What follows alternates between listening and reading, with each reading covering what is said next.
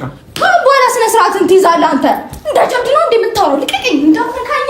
እኔ እጄ እየቀፈፈኝ ነው። እንዳትነካኝ፣ እንዳትነካኝ፣ እንዳትነካኝ። ምን እየሆንሽ ነው ያለሽው? ልቀቀኝ፣ ልቀቀኝ። ሩታ ምን እየሆንሽ ነው ያለሽው? በቃ ተረጋጊ። በቃ እንዴ አንቺ አምሻል እንዴ? እንደፈለኩ ልሁን። እንዴት ነው ያደረገው? እንዴትም ልሁን እያስረዳሁሽ ነው አይደል? አብርሽ ሩታን መቷታል። ቪዲዮው ለምን ተቆረጠ? ሰበር ዜና።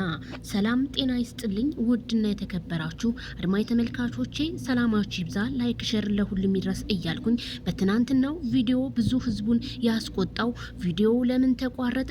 አብርሽ ሩታን መቷታል የሚል ነው። ያው እንግዲህ ቪዲዮውን ያቋረጡት ሩታ አረፍ ልትል መሰለኝ እጄን አቃጠለኝ እያለች ነበረ። እኔ እንደዛ ብዬ ነው ያሰብኩት። እናንተ ግን አብርሽ ሩታን መቷታል እያላችሁ ነው።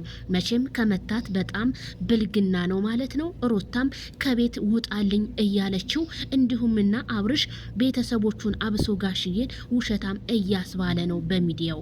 ምክንያቱም ጋሽዬ ባለፈው ከነዳኒ ጋር ሲጣላ አብርሽ መተው አስታርቀዋል አዲስ አበባ ድረስ። ሁለተኛ እንደዚህ አይነት ድራማ በህይወቴ ውስጥ አልሰራም ብሎም ነበረ። ዛሬ ግን ታዲያ ለምን ይሄን ሰራ?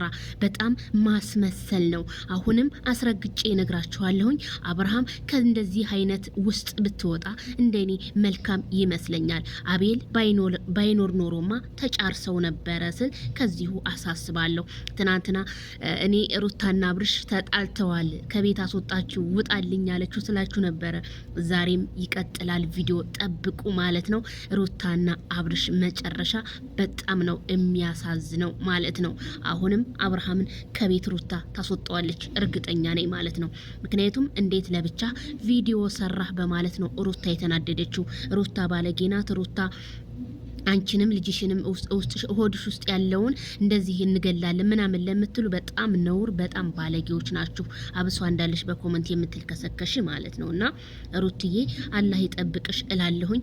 አሁንም አብርሽ ጋሽዬን እውነተኛ ሰው ለማድረግ ተሞከርክ።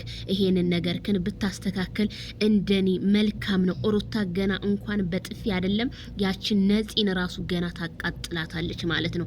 የኔ አንበሳ ሩታ ጀግና። ግን እኔ ከብዙ ሰው ጋር ነው ትናንትና እንትን ያልኩት። በነገራችን ላይ እኔ አብርሽ ሩታንም ቢመታቱም ባልና ሚስቶች ናቸው። ነገ ተጠያቂዎች የሚሆኑት እነሱ ናቸው። ስላስረግጬ እነግራችኋለሁ። በሌላ ቪዲዮ እንገናኝ።